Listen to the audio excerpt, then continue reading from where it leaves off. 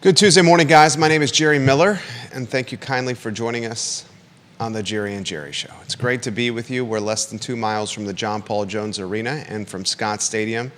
And ladies and gentlemen, on Saturday, both the John Paul Jones Arena and Scott Stadium will have action, live action. Of course, basketball, scrimmage, the blue and white scrimmage, with both the women's team and the men's team, and a three-point competition in the mix as well.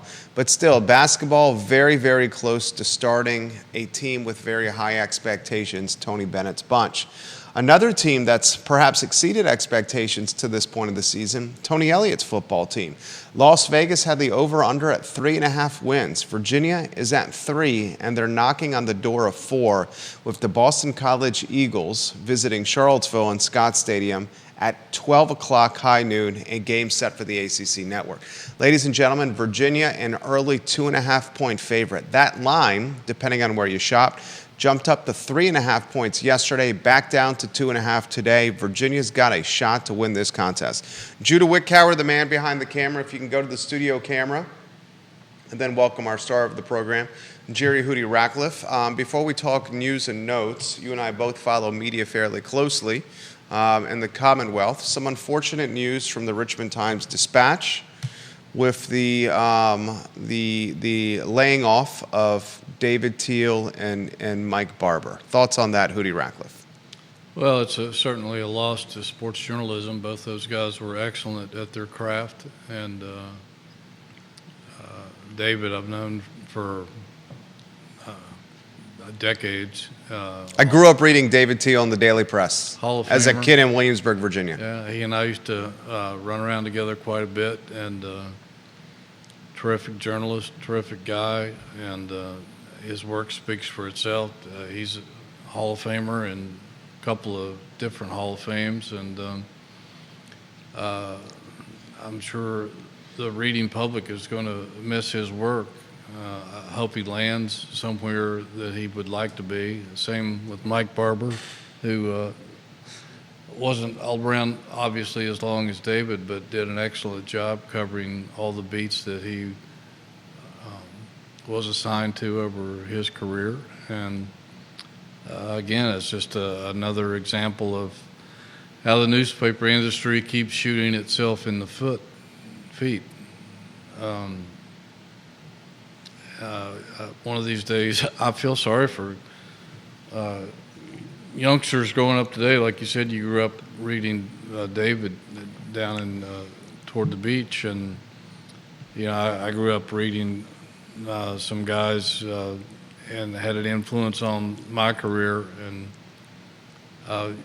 who are kids going to read now? I mean, most newspapers hardly even have a sports staff anymore, let alone excellent writers. And it's just a shame because I think society in general it takes a big loss, not just in Virginia, but all over the country, because it's happening everywhere. Well said. Williamsburg, Virginia, grew up reading the Daily Press, the Virginia Gazette.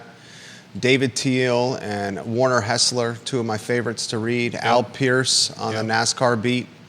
Norm Wood in the mix as well. Dave Fairbank. Yeah, absolutely.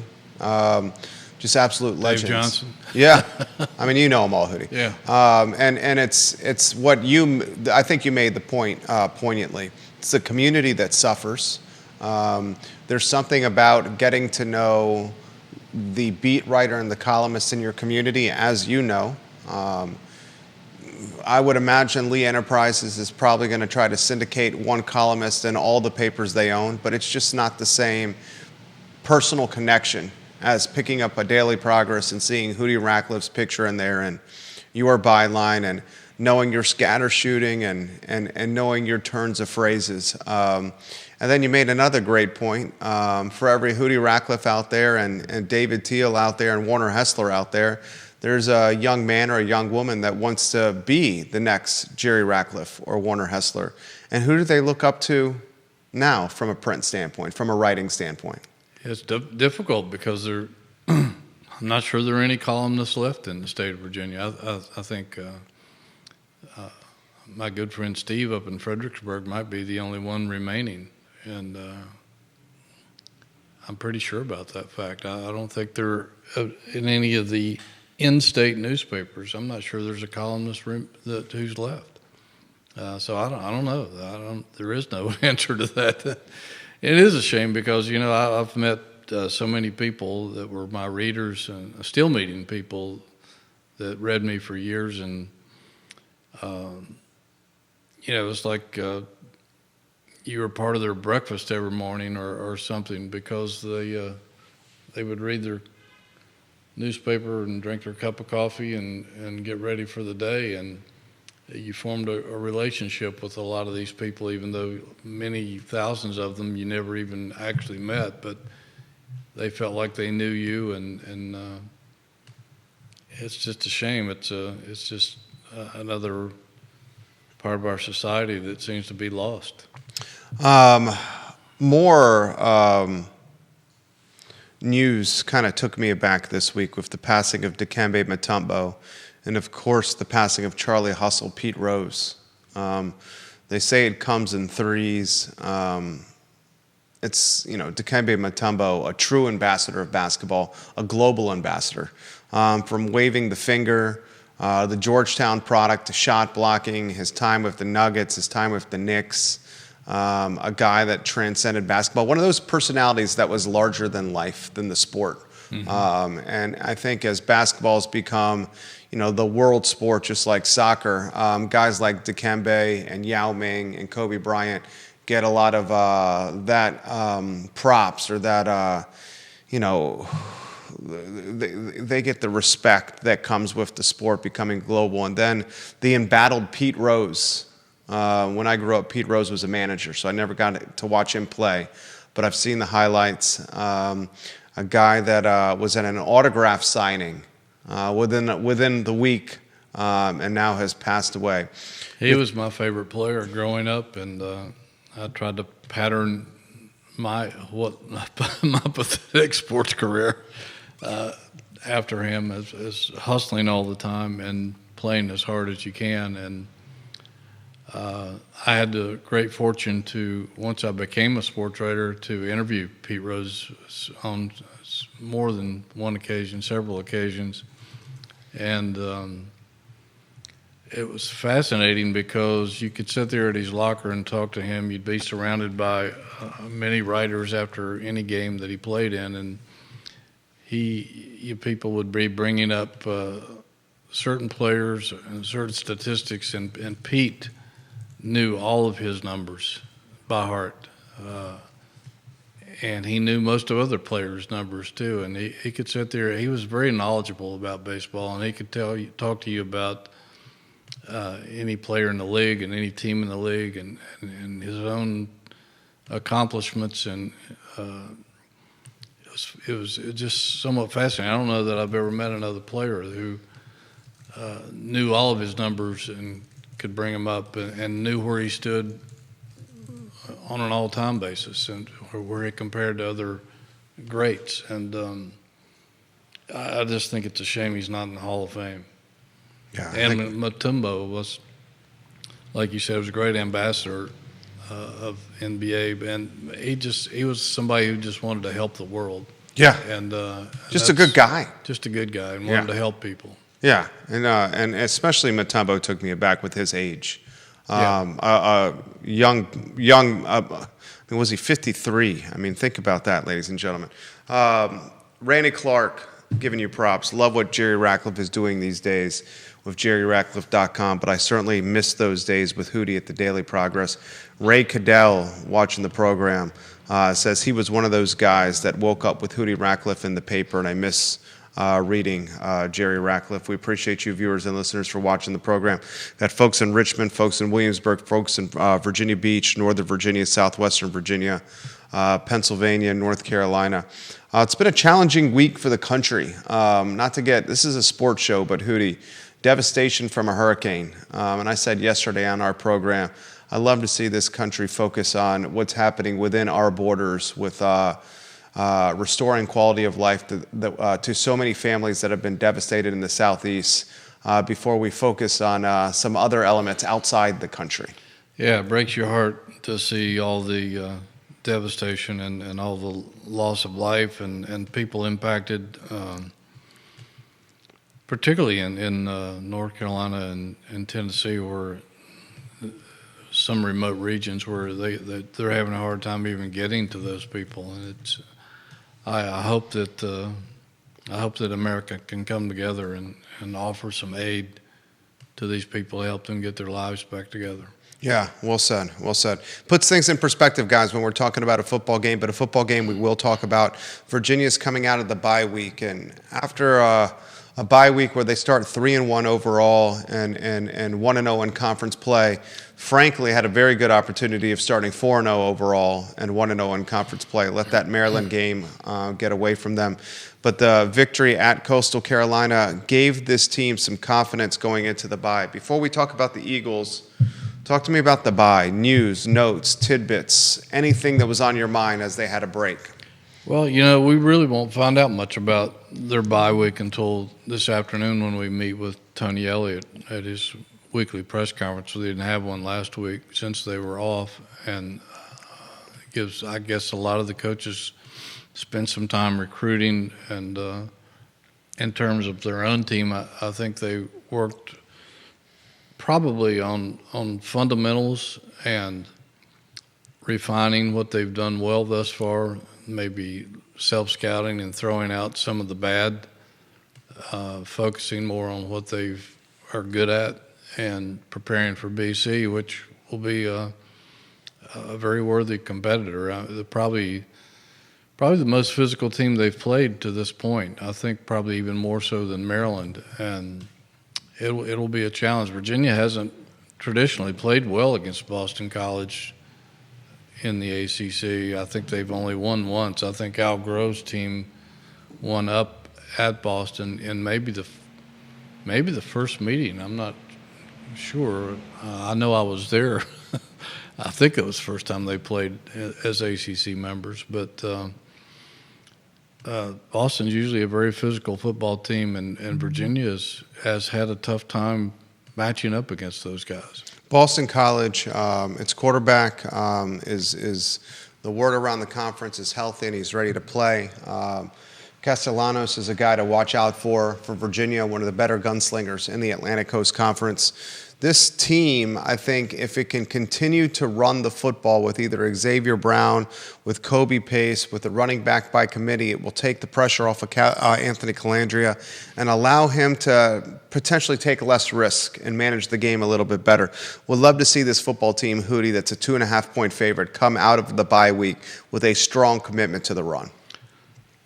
They're probably going to need to in order to win this football game. I can't see if they have to throw a lot to win. It speaks to the fact that they're probably not matching up well against BC. And I think even though we hadn't heard anything officially on Castellanos, that guy's a player. He's a playmaker, and he can get things done. They didn't look very good without him last week and squeezed out a win against Western Kentucky with a backup quarterback. But I imagine they held him out for this game being a conference game.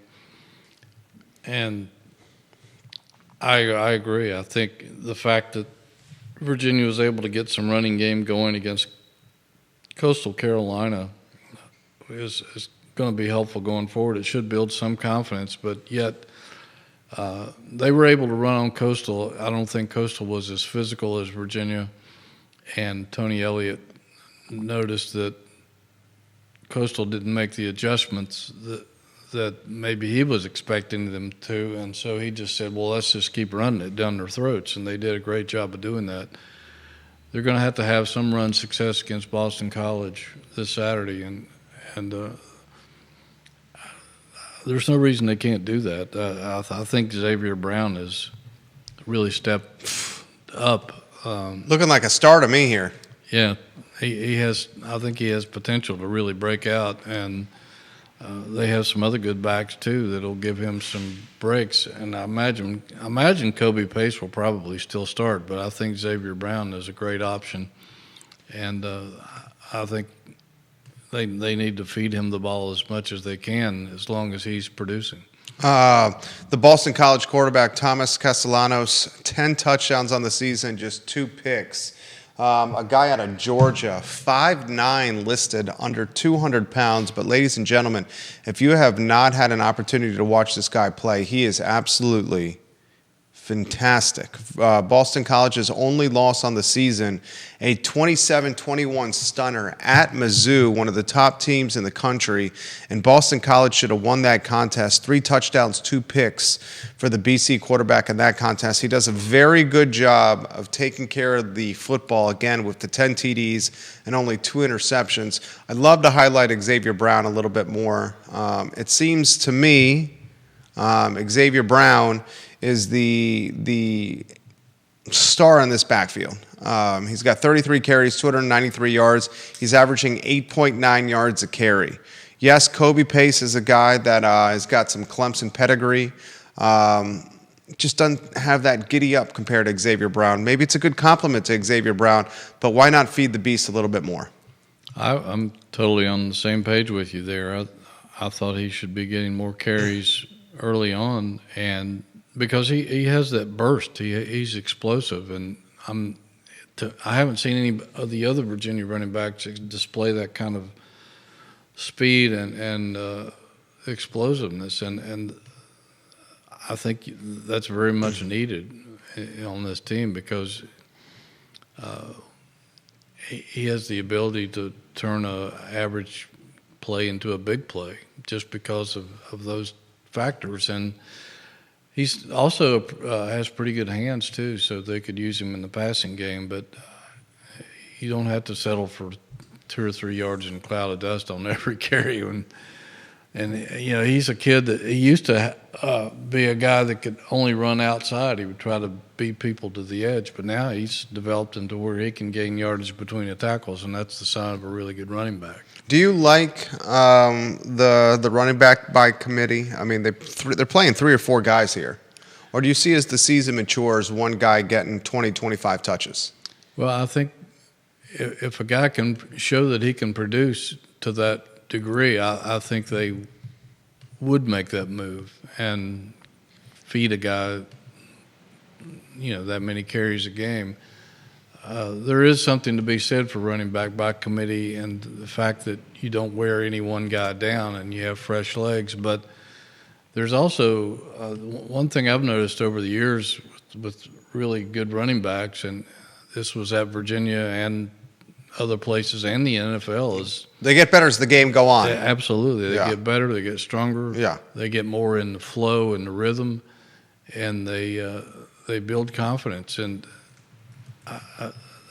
you know, they say you used to use the term workhorse, and that used to be part of the vocabulary. And the fact that you'd had a guy and he would carry it 25 to 30 times a game, and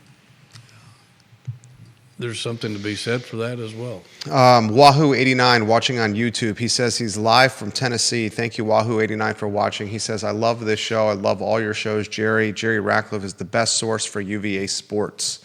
Thank you. Wahoo89, thank you kindly for watching the program. We got to talk Calandria. The guy's got to take care of the football against Boston College. Ladies and gentlemen, you're looking at 2 of the best teams right now in the conference. It's still relatively early. The Boston College Eagles are 4-1 overall, 1-0 in conference play. UVA 3-1 overall, 1-0 in conference play.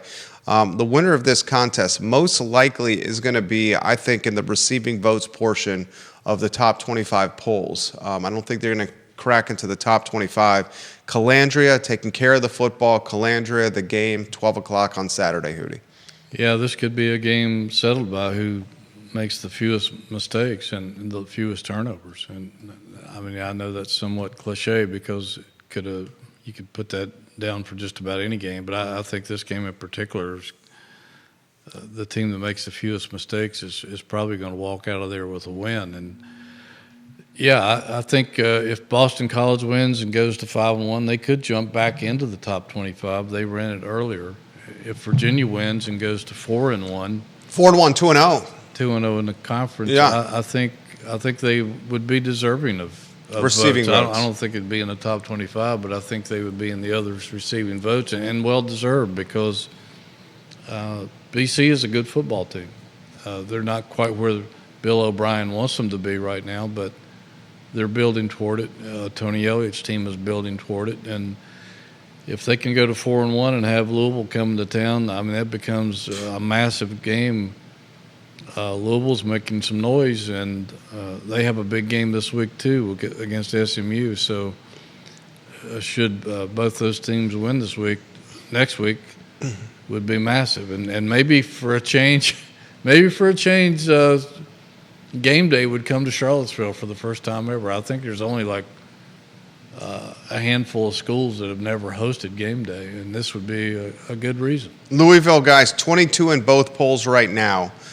This win against Boston College, this potential win is a big one, especially considering Wake Forest's struggle this year. I believe Wake Forest is 1-3 in the season. They are 0-1 in conference play. So this is a chance for a little cherry win, the cherry on the Sunday for Tony Elliott's team. And that Louisville matchup, the time has been set, 3:30 kickoff at Scott Stadium. And I think you're going to see a lot of fans in attendance potentially for that, with a lot of festivities surrounding the university a week from the Boston College game.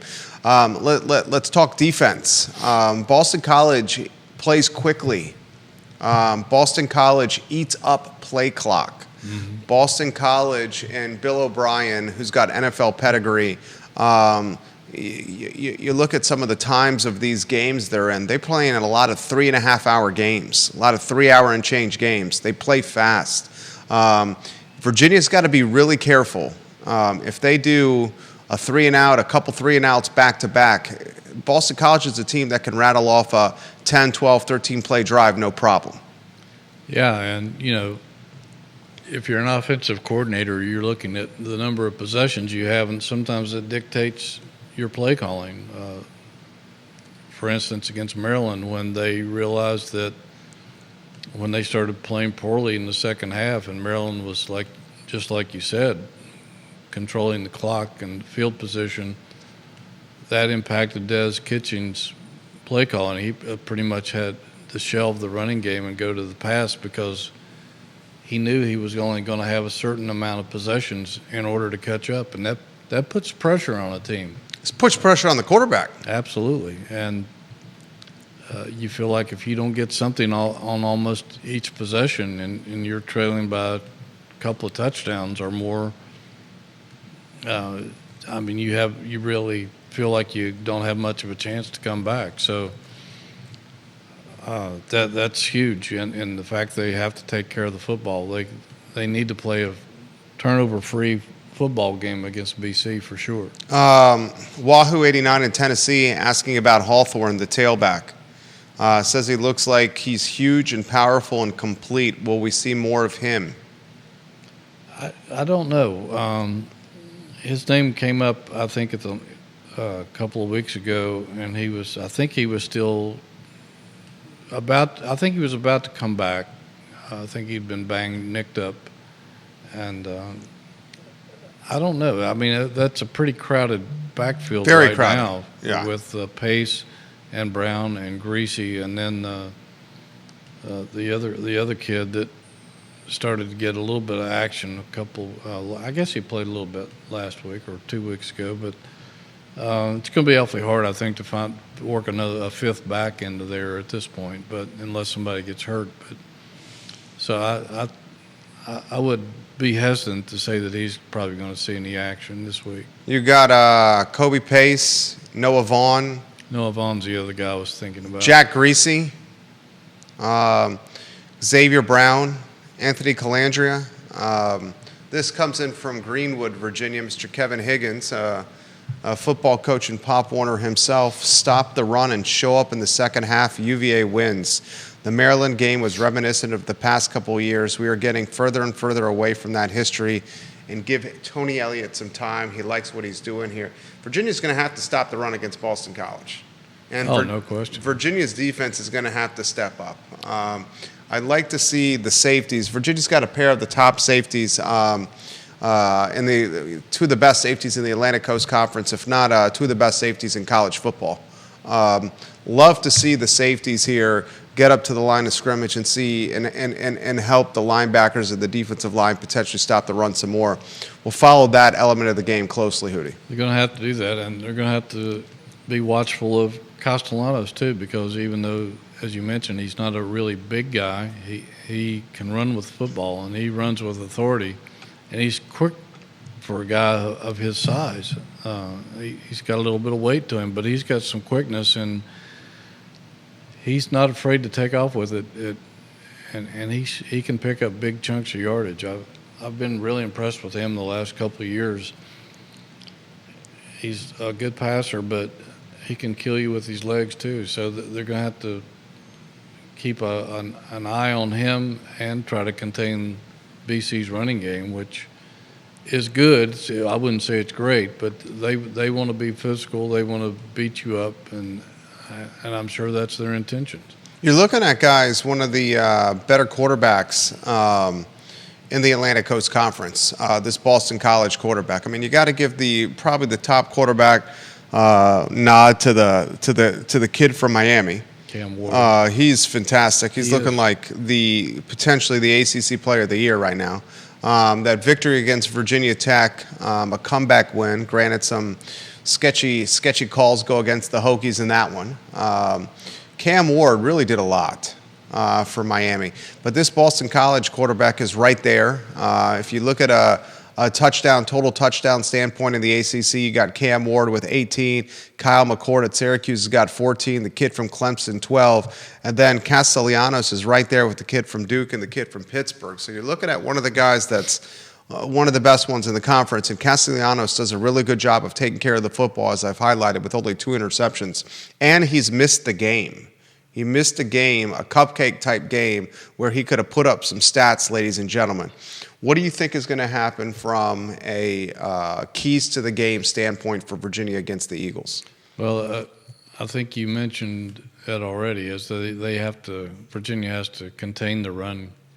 If BC can run on you, then Castellanos becomes incredibly more dangerous. Yeah, no question about it, because he can kill you either way. And if you're running the football, you dictate what the defense is going to do, and they're going to try to exploit the A gap, just like Maryland and Wake Forest did. And if they can do that, then Virginia's going to have its handful. I wonder how aggressive John Rudzinski is going to be with his defense. They blitzed a lot against a couple of teams, and again, those safeties are a key part of that, and the fact that they can become very aggressive, and we'll see what they're going to do. But I think that's going to be the whole key to the game, is if they can control BC's run game, and if Virginia can have some success running the ball as well. Where does this team stack up as one of the best ones in the conference? You give Miami and Clemson clear cut on a plate of their own? Yeah, at this point I do. I still think Clemson's the best team in the league. Miami's a little bit back. I think Louisville is sneaky good and could be one of the better teams in the league. And I was pretty impressed with SMU this past weekend, the way they just handled Florida State with not much problem. Louisville gave Notre Dame a good game, which I expected them to. I think it kind of ends there. Boston College, I think, is kind of on the outside of that, trying to separate from the middle of the pack, but they've got some work to do, and frankly, other than Missouri, they really haven't played a very tough schedule up to this point. 12 o'clock, 2.5-point favorite. What'd you think of the 2.5-point opening? Jumped up to 3.5, now 2.5. I was a little surprised, but the way it's been with Virginia the past several games, they were opened up as underdogs and then were favorites by game time. So that line could still move before Saturday's game. And what were they favored at Coastal by? Just a few points, and it ended up being a blowout. It was a blowout, yeah. But certainly BC is a much bigger, more physical football team than Coastal was. And I think Tony Elliott must have seen some things on film that made him confident that they could run the ball well against Coastal. And then again, when Coastal didn't adjust, he just drove railroad stakes down their throats the whole second half. UVA is you highlighted this. UVA is 1-7 all time against Boston College. Yeah, it hasn't been pretty. Even the one year here where it's been a few years ago, I can't remember if it was a COVID year or after that, but BC came to town and their really good quarterback was out. I think their second team quarterback got hurt, and they brought in some guy that hadn't played, and he threw for I think he was close to breaking Doug Flutie's all-time record or something. He threw for 450 yards or something against Virginia in that game, and nobody expected that against one of the Bronco Mendenhall's teams. Traditionally they've been bigger and more physical than Virginia and tried to win with a physical game, and it's worked. And I'm sure Bill O'Brien will keep that same recipe in trying to bully his way through a game in Charlottesville on Saturday afternoon. Virginia was a 3-point favorite against Coastal. Yeah, 3 points. Yeah, then it turned into an absolute blowout. Exactly. Yeah, that went out the window pretty quickly. Is that due to the unpredictable nature of which Virginia football team shows up? I mean, we saw a football team show up against Maryland in the first half that looked pretty good. Then a football team come out of halftime against Maryland that looked horrendous. We saw a football team against Coastal Carolina that was dominant. We saw a football team against Wake Forest that was Dr. Jekyll and Mr. Hyde. I mean, it's just which is the team that shows up from start to finish? And it shows you as well as what early turnovers can do to a game. I mean, Virginia essentially had that game won in the first quarter after just jumping all over the Coastal. They fumbled the opening kickoff, then they had a turnover, I think, on the next series or the one after that. Virginia scored. You take those turnovers away, and who knows what kind of game it could have evolved into, because you lose confidence when you're making mistakes and the other team's sticking it to you, and the other team gains incredible confidence that, hey, they can't stop us. So turnovers are a massive part of the game, and I think that that could be a factor on Saturday as well. And I think that you don't know what team is going to show up sometimes, and that comes from maybe not having the depth and the entire roster quality that some of the other teams might have. I don't know that Virginia has faced any of those at this point yet. They've been able to match up with everybody. But when they get into the second half of the schedule, they're going to be running into teams that have built really strong, powerful, deep rosters, and that's why those teams are ranked or are certainly in the upper echelon of the ACC. This contest is a 12 o'clock kick. This has come in. Who do you think they'll surpass 40,000 in attendance against Boston College? It's tough to say. Wow. Who knows? I mean, 12 o'clocks are tough. There's been times when I thought that Virginia would have a really good crowds because they were playing a good opponent. Virginia was playing well. The weather conditions were right, and still a lot of people just didn't show up. It's so easy to sit at home and watch it on your couch these days with the big screen TVs, and you avoid all the other things, parking hassles, traffic hassles, standing in line for food, the restroom, etc., leaving the stadium in traffic. They've made it so easy for people just to stay at home, and a lot of people do. And it's not just here, it's all over the place. But I don't know what to expect in terms of – you would hope they would draw 40,000 plus for this game, because It's a huge game. It's a pretty big game. It's a massive game, ladies and gentlemen. And, if you're a Virginia football fan, what more could you ask for right now at this point in time? Yeah, well said, Hootie. It's a massive game. If I had to pick, I would say there's going to be less than 40,000 there. It's the 12 o'clock kick is a challenging time for this fan base for some reason or another. And we could probably pick that apart for 20 minutes. But the 12 o'clock doesn't normally show well. But we have to highlight how important this game is, because the following week you got a top 25 team in the nation at Scott Stadium. The week after that, you're in Death Valley against the top 15 team in the country, the Clemson Tigers. You got North Carolina at home, at Pittsburgh, at Notre Dame, a top 15 team. Don't sleep on SMU. And Virginia Tech, ladies and gentlemen, yeah, they're sub 500, but last I checked, Virginia doesn't do so hot against the Hokies, and this one's in Blacksburg. Haven't won there since 1998. Right. Haven't won there since 98. And what do you make of the Virginia Tech football team? Tough loss on national television Friday night against the Hurricanes. Very tough loss. I looked at that play at the end 20 times, and I still can't tell whether he caught the ball or not. I really can't. I fully expected them not to reverse the call, because I didn't see any video evidence that he caught it or that he didn't have possession. I thought the same. So the play in the field stands. That's what I thought. Yeah. So, in that respect, they got the short end of the fuzzy end of the lollipop, as they say. But no one wants that end. They've been disappointed. They've been disappointing this year. They're 2-3, and they have a tough game. Don't they go to Stanford? Let's see. This Saturday? I got the schedule right in front of me. The Virginia Tech Hokies travel to this sub 500 team, 2-3 overall.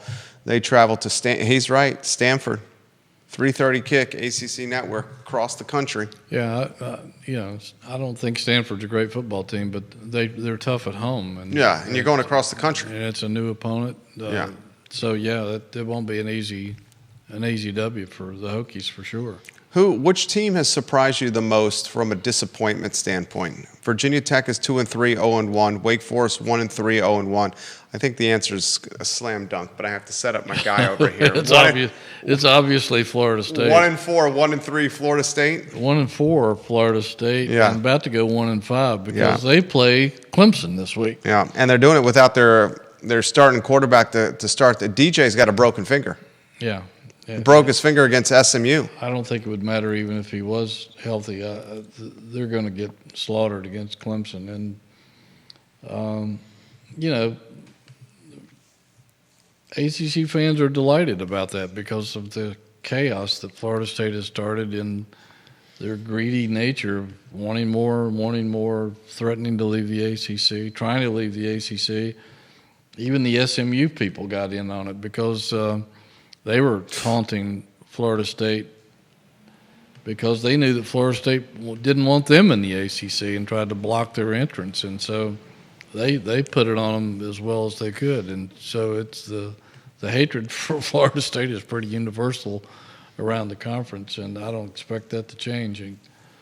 Florida State is definitely the most disappointing team in the league. After that, I think I would have to say it's either North Carolina or Virginia Tech. Might be Virginia Tech. Yeah, nobody expected Virginia Tech to be 2-3. Right. Even though Carolina is 3-2,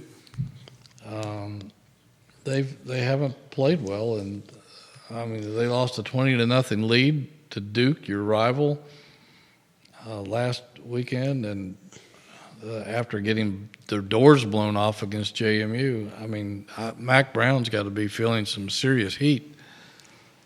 And I would imagine there's a handful of coaches feeling some heat right now in the conference. Yeah, and NC State, I wasn't convinced that they were very good, but I think they've been a little lackluster as well.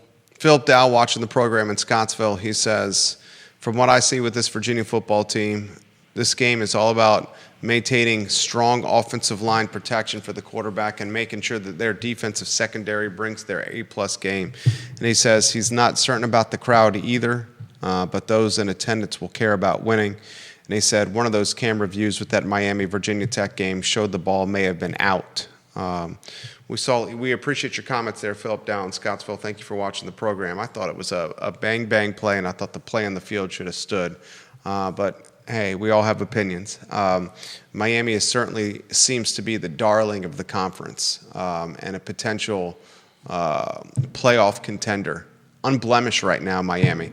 So the hokey conspiracy theorists say they got the call their way, so they protect their unblemished record. I don't know if I buy that right there. Which of the head coaches in the Atlantic Coast Conference has seat the most hot? Well, I think it would be Mike Norvell, except that the payout for him is something, but I think $65 million, and they just gave him an extension, an $85 million contract. So, Florida State, they've spent a lot of money on getting rid of coaches prior to him. So maybe that's not enough money, or maybe that's not too much money for their donors to come up with if they feel like that they're going backward, which they obviously are. But they're kind of put themselves between a rock and a hard place, extending his contract to that degree. But it's got to be him and Mac Brown. I mean, Mac Brown, for goodness sake, there was a quiet movement to get rid of him late last season, and he was able to squelch it through some of his supporters at the school. But I don't know that that's going to be enough this time around. How about Brent Pry in Blacksburg? He's got to be feeling some heat because the projections for Tech was they were going to be top four team, and yeah. I certainly thought they would be. They can make a step forward this week if they can escape Stanford with a win, but they haven't been as good as advertised. And 12-17 overall, 6-10 in conference play in his tenure. That's rough. That's rough, and the Tech fan base isn't as forgiving as some. So it'll be interesting to see how that develops as the season goes along down there in Blacksburg. I think other than that, I'm not sure anybody else is really on the hot seat at this point in time. I think everybody else's job is pretty safe for the moment. I think so, too. Which team has surprised you at this point of the season? I didn't think Duke would be 5-0, but then again, I don't think they've played anybody. I'm not believing that they're nearly as good as advertised. Syracuse has surprised me a little bit, being 3-1. Not sure that they really have a good win either. About SMU? I thought SMU was going to be good, and they're playing that's a huge game this week. They're 4-1, and Louisville's 3-1, I believe. 3-1, 1-0 in conference play. SMU at Louisville, 3:30 kick or 12 o'clock kick. ESPN. Yeah, I think that's a really big game. Louisville's 22 in the country, I guess, and but I thought SMU was going to be really good. They've actually been a little better than I thought they would be. SMU, guys, not a team to overlook. Virginia football's got a big one on the docket against Boston College. I'll highlight it one more time. Virginia's got a game to win here against the Eagles to get to 4 and to surpass the over-under of 3.5 by Vegas. Then you're looking Louisville, top 25 at Scott Stadium. Clemson, top 15 in Death Valley. North Carolina at Pitt, at Notre Dame, South Bend, top 15. SMU and Virginia Tech. A Virginia Tech football team that Virginia hasn't beaten in a generation, if you think about that. We have the bottom of the show. We got to talk basketball. Blue and white scrimmage on Saturday. Can't believe I'm saying this. I know, it's kind of snuck up on us for sure. We'll see the ladies, we'll see the men, and a 3-point competition.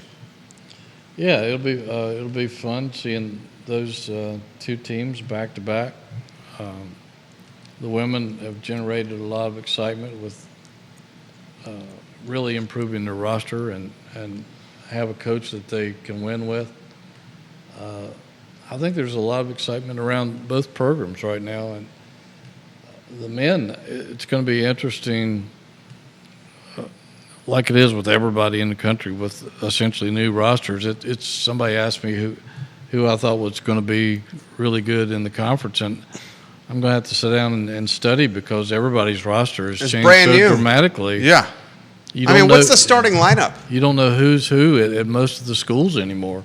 You used to know all the rosters by heart, but now it's they change like the weather. But the Virginia starting lineup, I'm not even sure who's going to start for them right now. But I've heard that Sharma's looked really good in practice in terms of shooting, so he might find some playing time. But you look at you've got. What do you go? Day and IMAC. Yeah, I would think TJ Power. I think TJ Power's a given. Blake Buchanan, I think at the 5. Yeah, I think he's going to be at the 5. 3 intrigues me. Does IMAC slide over to the 3 to open up something in the backcourt to play 2 point guards with Day and the transfer from Florida State was at Worley?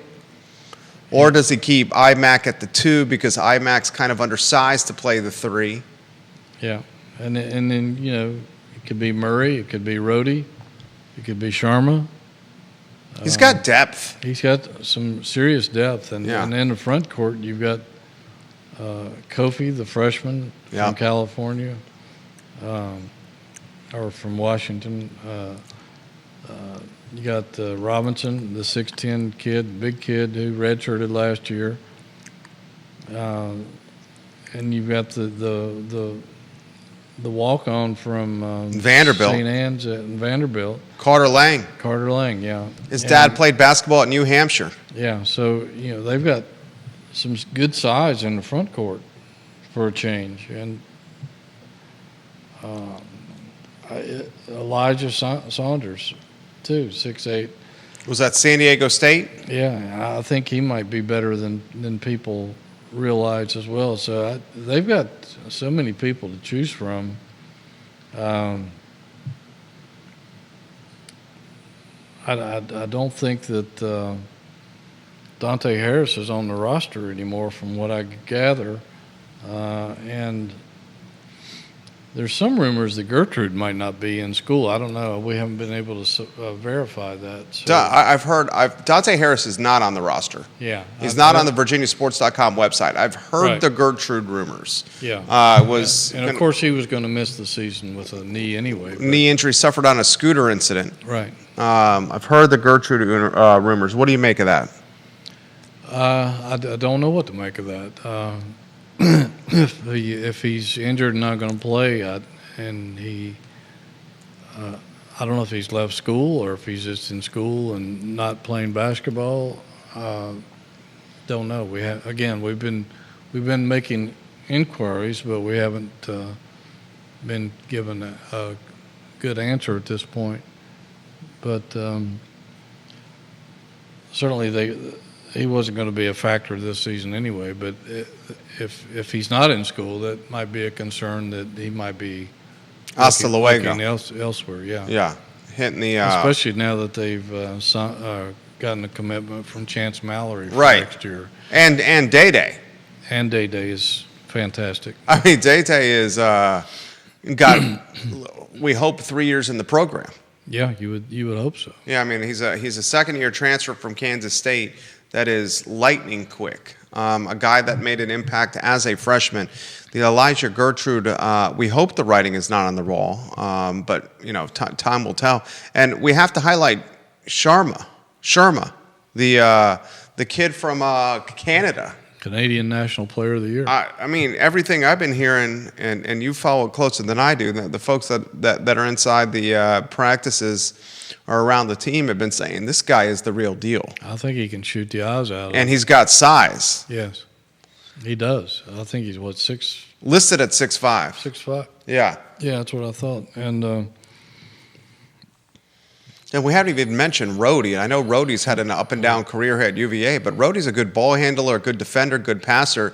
And if Rhodey's not counted on to play starters minutes, it can play spot duty off the bench. That's not a bad guy to rely on off the bench. No, it's not. And there's no way his shooting can continue to be as poor as it was last year. I think he's probably worked really hard on his shot.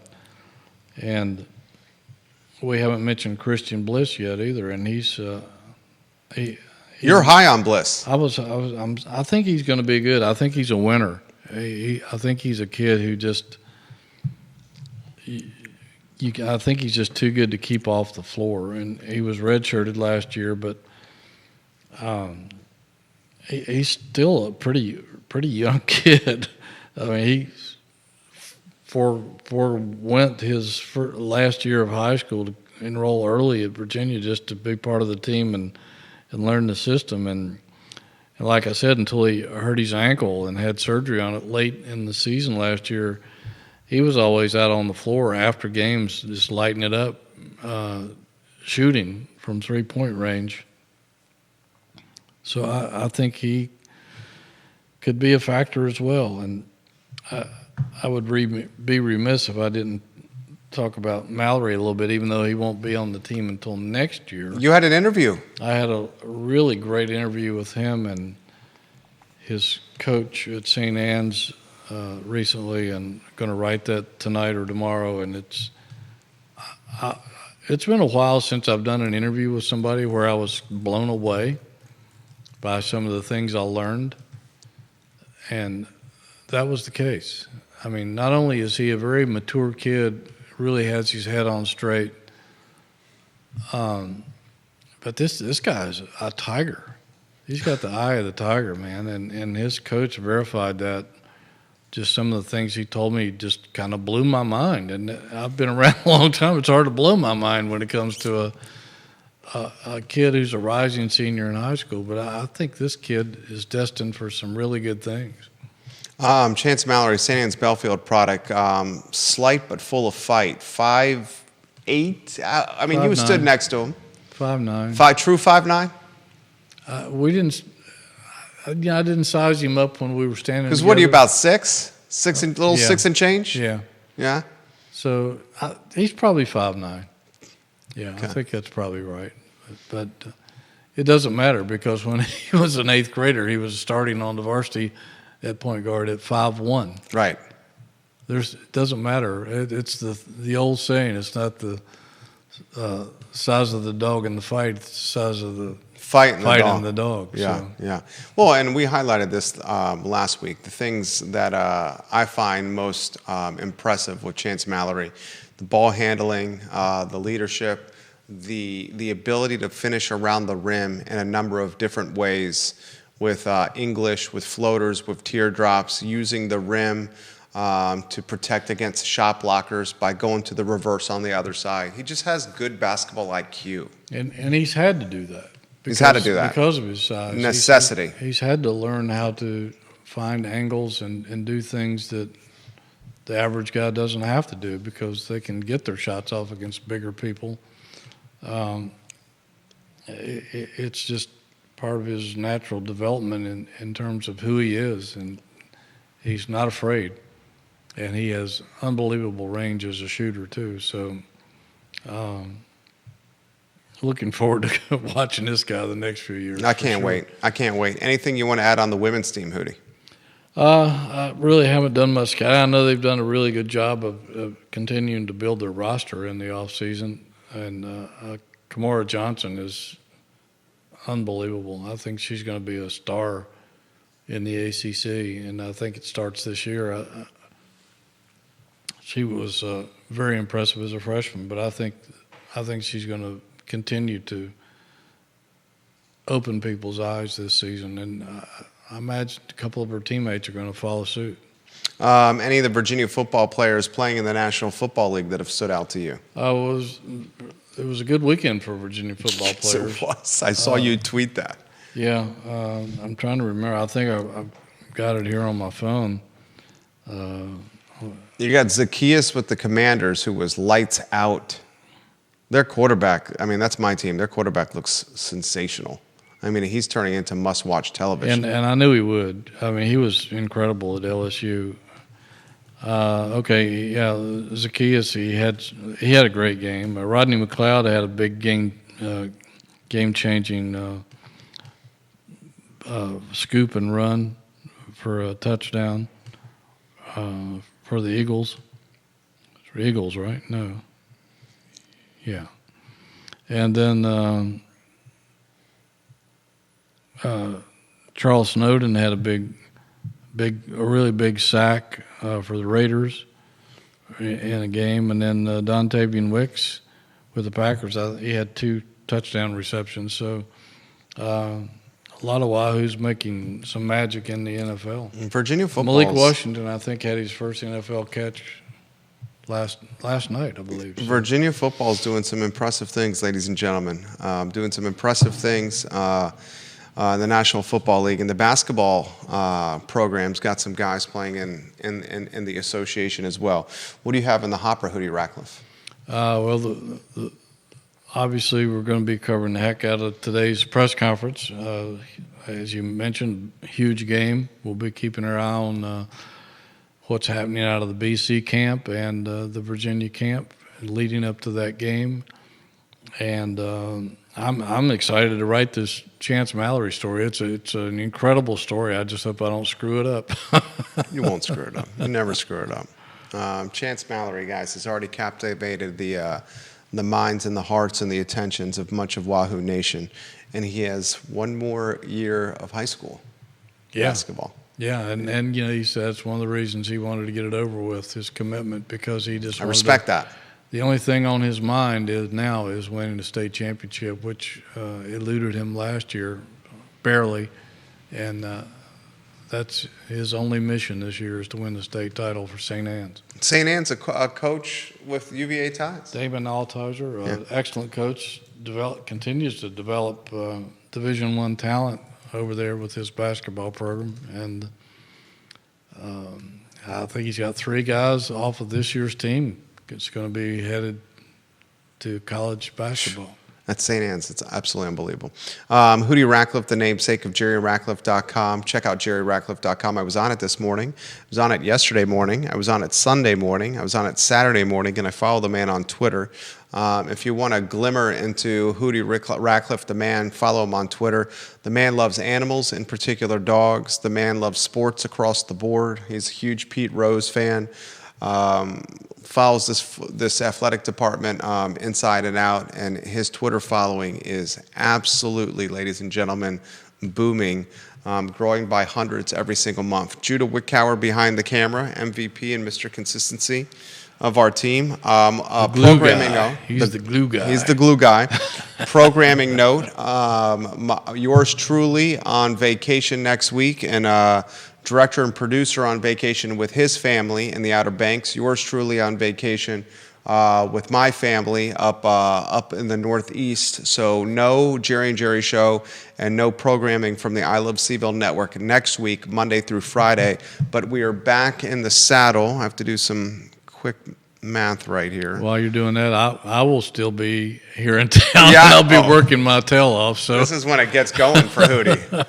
So take a look at my website, and we'll be doing a couple of podcasts on my website as well. And we got to give some props to his son, Scott Ratcliffe, who does a hell of a job on Hootie's podcast, The Jerry Ratcliffe Show. He does. He's phenomenal. Dude, he knows stats and history and stuff inside and out. He's got a trap for a memory. He really does, and he knows all sports way better than most anybody I know. Yep, Scott Ratcliffe, props to you, man. For Hootie, for Judah, I'm Jerry Miller, and it's the Jerry and Jerry Show. Find it on JerryRatcliffe.com, ILoveCVille.com, or wherever you get your podcasting and social media content. So long, everybody. Same to you, sir.